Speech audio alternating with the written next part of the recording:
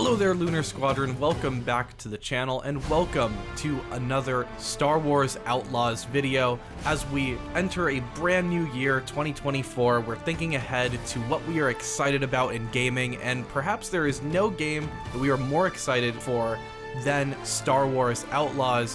When Nick and I were talking and thinking about what we want to see out of this game, we thought of a really interesting discussion that we'd love to have with all of you here today, and that is, what is the one thing that Star Wars Outlaws has to nail, has to get perfect in order for this to be the game that we all expect it to be?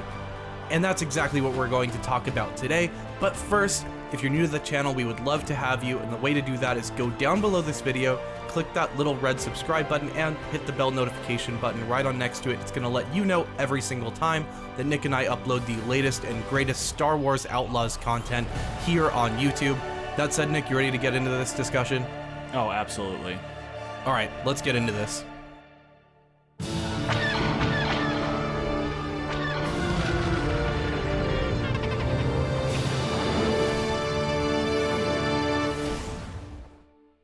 Now, we've had a few discussions on the channel recently about Star Wars Outlaws, and we've seen a lot of comments setting expectations for this game.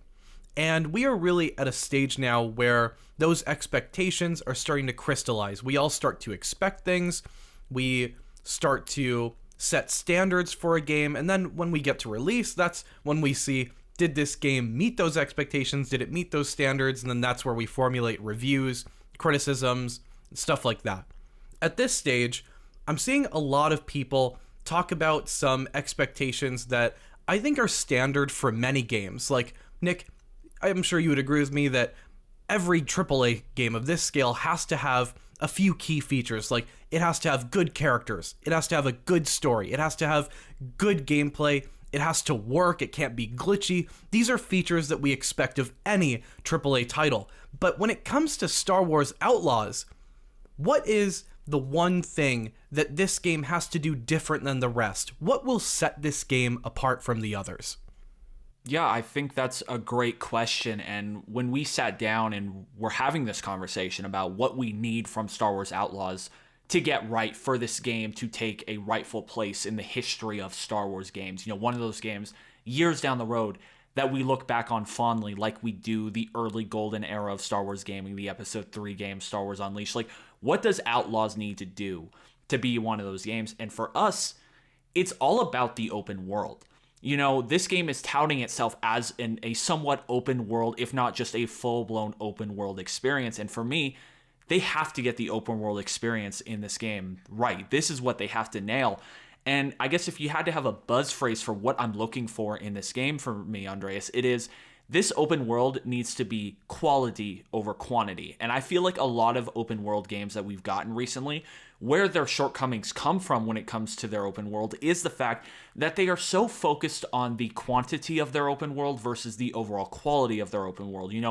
Think back to the most recent open world space game, Starfield. I absolutely love Starfield. I put so many hours into that game. Honestly, I probably have one of the more positive opinions on that game than what looks like a majority of people who have played that game. I honestly loved Starfield. But for me, where that game started to come up short was how much focus there was on the quantity in that game. And what I mean by is, I don't really care that you gave me 500 procedurally or whatever it was generated planets, whatever the number was, if they're all boring and there's not a lot to do there and they're barren wastelands that are just boring and there's no reason to really visit them, just so that you could, have the marketing phrase, look, we gave you 1,000 planets that you can openly explore and stuff like that. Like, I don't want that from this game. It was boring. It got repetitive. Another issue that I had with Starfield was you could go out and get those powers, find those artifacts, which we've now heard with Star Wars Outlaws that might be one of the side quests in this game, is you could go out and explore these planets and look for artifacts. And it made me think of the artifact system in Starfield, but it was so boring and repetitive because it was the exact same quest every single time. You went and found the same temple on some random procedurally generated planet that was barren, and you did the same exact puzzle room thing to get the artifact, and it was just so boring, repetitive. and it just lost my interest so fast. Another game I think about that is touted as an open world experience that is tangential to this game is Lego Star Wars The Skywalker Saga. And one of the big issues that I had with that game was just that the open world fell short for me. It got super boring and super repetitive very fast, to be honest with you. And I think that is because they focused so heavily on the quantity in that game. You know, they were trying to get every single Star Wars planet, mainline planet that they could think of into that game. And then they just got stretched a little thin where, you know, some planets were fun to run around and explore. I had a lot of stuff to do, you know, thinking like Coruscant and even Tatooine. But then you had planets like Exegol, which was just like one room, which I get they're limited to what they could do based off of the movies, but it kind of was like, what was the point of this? And then you have the outright disaster that was Kijimi, where you couldn't even go down to the planet to explore it. You could just look at it from space, and the only time you could go to Kijimi was in the story mission. And I think what those two games have in common and where they fell short was the fact that it was all about quantity over quality. And I think Star Wars Outlaws has to nail a quality open world. And what I mean by that is it has to be fun. It has to be explorable. It has to be dynamic. There has to be stuff to do. There has to be a reason for us to come back to this open world beyond just the same repetitive side missions or fetch quests or stuff like that. And one thing that I'm really looking to, Andreas, is how they handle the crime syndicate missions that are in this game. I'm really hoping that we're not going to get just the same, you know, fetch quest side mission, like say you do something for Jabba the Hutt.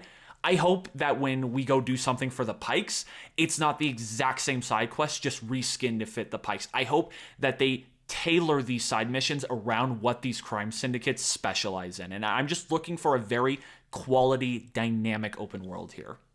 I am as well, Nick. And when I think about those games that you mentioned, Starfield and Lego Star Wars, I think of games that were proposed to be as big as an ocean, but that ocean was maybe like a couple inches deep. And what I want from this game is maybe instead of promising an ocean and then delivering an ocean that's only a couple inches deep, maybe promise like a lake or a pond and then have that be a mile deep, because I want depth. You talk about a quality open world, and for me, what is quality is that level of depth. And so far what we've seen is they are not promising a whole galaxy full of planets. They are promising 5 planets here.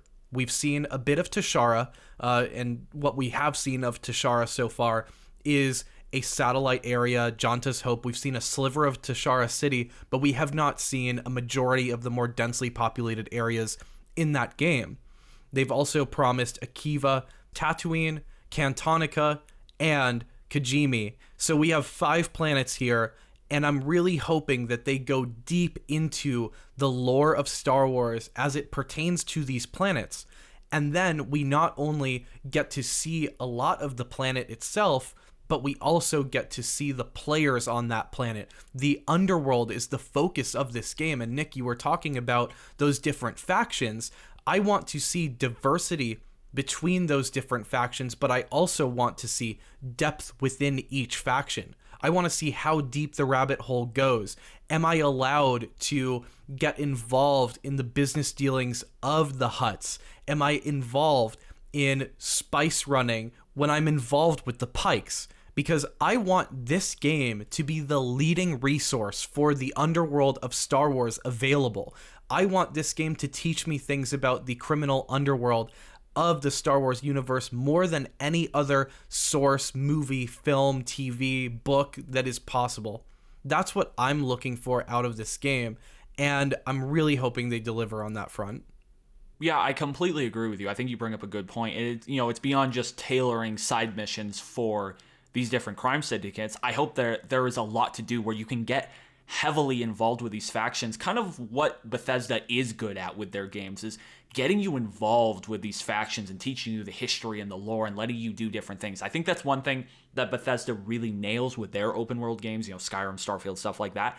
I'm hoping we get something similar to that in Star Wars Outlaws. And we can only go off what we've seen and what we've been told so far, but like you said, we know of 5 confirmed planets with Tatooine, Cantonica, Kijimi, Akiva, and Toshara. We've seen some of the gameplay, and so far, it looks promising. I see some of that dynamic stuff that I'm looking for. You know, what we saw of Tashara, it looked lively. You know, there were ships coming in and out, Imperials. I really love the implementation of a wanted system where your actions have consequences and the world reacts to your actions. And as your wanted level goes up, you have that GTA scaling system where the enemies get tougher until you reach the top level and you're fighting the best of the best. And I think they said it was like Death Troopers and ATSTs. Like, that's so cool.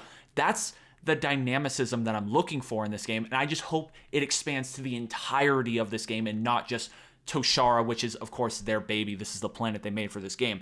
I hope this extends to Cantonica and Kajimi and Akiva and Tatooine and possibly any other locations that they add. That is the depth from this game. I want a deep, quality open world. I don't want quantity. You know, I'm not going to sit here and being like, oh, I have to have Coruscant, I have to have Mustafar, I have to have Hoth, I have to have all of these legacy planets, or this game is going to be trash. Because I think that's one thing that we kind of fell into with LEGO Star Wars was we were like, it better have this planet and this planet and this planet and this planet. And when you do that, you stretch your resources thin, and then you get a more shallow experience in your open world. For Outlaws, what I'm hoping they're focusing on and what it looks like is, if you're only going to focus on 4 or 5 locations, I'm okay with that, as long as you provide that quality, deep, dynamic open world. And I think Outlaws has to nail that when it comes to this game. Now, Nick, one more thing that I really need to see in this open world when we talk about what makes a quality open world is a quality economy within that open world. And now what I mean by that is, if we think about past Star Wars open world games, I'm going to talk about LEGO Star Wars for a second. LEGO Star Wars, it was very easy to make studs in that game. We've even released a video showing people how to make studs fast in that game and make just millions and millions of studs and afford everything within that game in a matter of hours. But the end goal of that game is to collect all of the Kyber bricks, and then at the very end of the game, you're rewarded with a stud fountain. And it was kind of a broken economy, because by the time you get to the end of the game, the final thing that you can achieve is studs. But then you've already bought everything, so what's money to you as a player if you've already bought everything there is to buy in the game? Similarly, with this game, I'm looking at specifically the one scene where Kay Vess chooses not to bribe the Imperial officer, and it says that she receives 2,500 credits for doing so. And I want to know, what is the benefit of these credits in this game? How deep does the rabbit hole go? Because the motivations around this game, we've been told that this is a heist game, and so if you're going through all of these high stakes decisions, if you're screwing over the Empire and it's putting you at risk, what is the point of doing all of that to get these credits? Is there actually cool stuff to buy in this universe, or are we just collecting a massive pile of credits and there's nothing really to do with them? And this is really going to be something for me that impacts replayability a lot. It's something that makes an open world like GTA 5 a lot more playable for me personally than other open worlds, because there's things to buy. You can buy businesses, you can buy cool cars, you can buy planes. Are we going to be able to buy cool things? How deep is the economy of this open world? And that, for me, is a big part when we're talking about quality of an open world over the quantity of an open world. You know, I think that's a phenomenal point that you just brought up, and it made me think about a couple things, you know, on the spot here. And that is the fact that this game, it's all about credits, right? Like, that's the name of the game, is the credits. Like, they're going on a heist to get credits to change their lives forever. And like, you're dealing with the crime syndicates, and at the base, what is the point of all of these crime syndicates doing what they're doing? It's to get the most credits, to get the most money. Like, money runs the show in this game. Like, that is the baseline of this entire game, the motivations behind everyone's actions in this game. So I completely agree. Like, the economy system in this game has to be good. Like, there has to be a reason to be going out and getting this money, if that is the whole point of the story of this game, is to go get these credits and this money. Like, there has to be something to do with it. I agree with you completely. I think that is a great point to bring up, and I agree. I think a good economic system like that is a big factor in the overall quality and health of an open world, because otherwise, what's the point of doing all of these side quests and doing all of this stuff if you're just not going to be able to do anything with what you're rewarded with? And like, yeah, skill points are great, but every game these days has cool skill points. I just hope there is something to do with these credits. Like, I don't know, upgrading ships. It doesn't sound like we're going to be able to buy new ships, but like, doing upgrades to your ships or being able to buy new cool cosmetic items or new weapons maybe. Like, I just hope they thought of something to do with all these credits. You know, you said like, you know, owning a business in GTA. It would be cool if you could do something with the crime syndicates like that, like set up a small business ring or something. I don't know. I have no idea what they're going to do with that, but I agree with you. I hope there is a reason to be earning these credits in this game because it plays such an important motivational factor in the story of this game. So with that, we would like to turn this question to all of you. First of all, what does Star Wars Outlaws have to do to set itself apart from the rest? And when I say the rest, I mean other Star Wars games, other open world games. How is this game going to set itself above the rest? And also, when it comes to open world, I'd love to hear your thoughts directly on our discussion. What does this game have to do to have a quality open world? Does it have to have a special economy? Does it have to have depth in terms of the different factions, planets, locations? What do you want to see out of the open world in Star Wars Outlaws? Because you never know who's going to be reading the comments, and maybe, just maybe, the right developer will read your comment and implement your suggestion into this game. So I'd love to hear what all of you have to say in the comments down below. However, that's going to do it for this discussion. Thank you all so much for watching, and as always, we will see you all in the next video.